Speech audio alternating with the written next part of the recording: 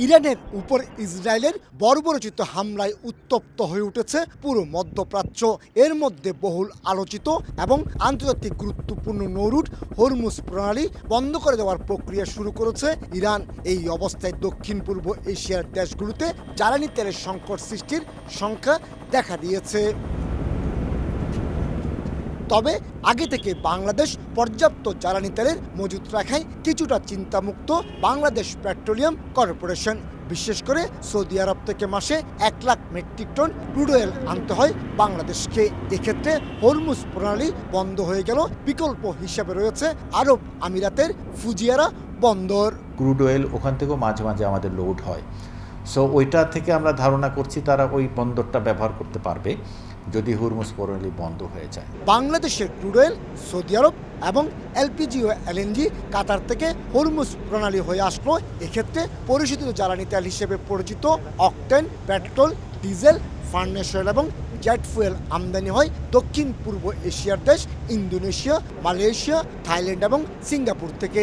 তাই crude oil অন্যান্য gas জাতীয় জ্বালানি আমদানিতে বিকল্প দেশ খোঁজার পরামর্শেই কর্মকর্তার। হরমুজ প্রণালী বন্ধ হলে সৌদি আরব তাদের বিকল্প আছে, তারা ওই রেড সি দিয়ে তারা এক্সপোর্ট করতে পারে।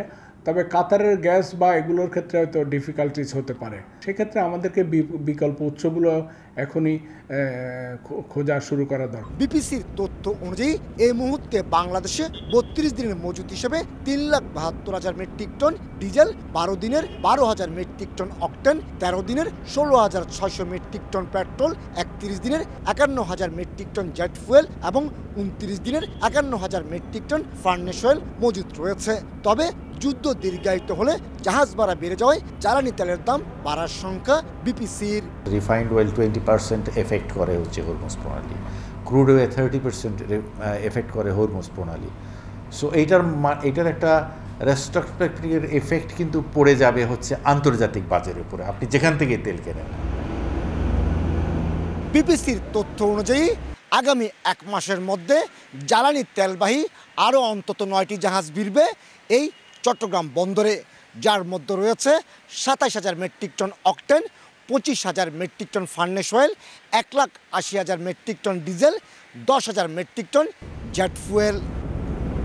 এক্ষেত্রে সংকট এড়ানোর পাশাপাশি মজুত অটুট রাখতে জ্বালানি তেল ব্যবহারে মিতব্যয়ী হওয়ার কোনো বিকল্প দেখছেন না সংশ্লিষ্টরা। আমাদের দেশে যে তেলটা আমরা ইম্পোর্ট করি এটার উপর অবশ্যই কিছুটা সাধন করা দরকার এবং 45 দিন যে মজুদের কথা বলছে বর্তমান বিপিসি বা আমাদের যারা এটার সাথে জড়িত, তো সেটা আরও বৃদ্ধি করা দরকার। বছরে বাংলাদেশে 15 lakh metric ton crude oil এবং 45 লাখ মেট্রিক টন পরিশোধিত জ্বালানি তেলের চাহিদা রয়েছে। কমল দে, সময় সংবাদ, চট্টগ্রাম।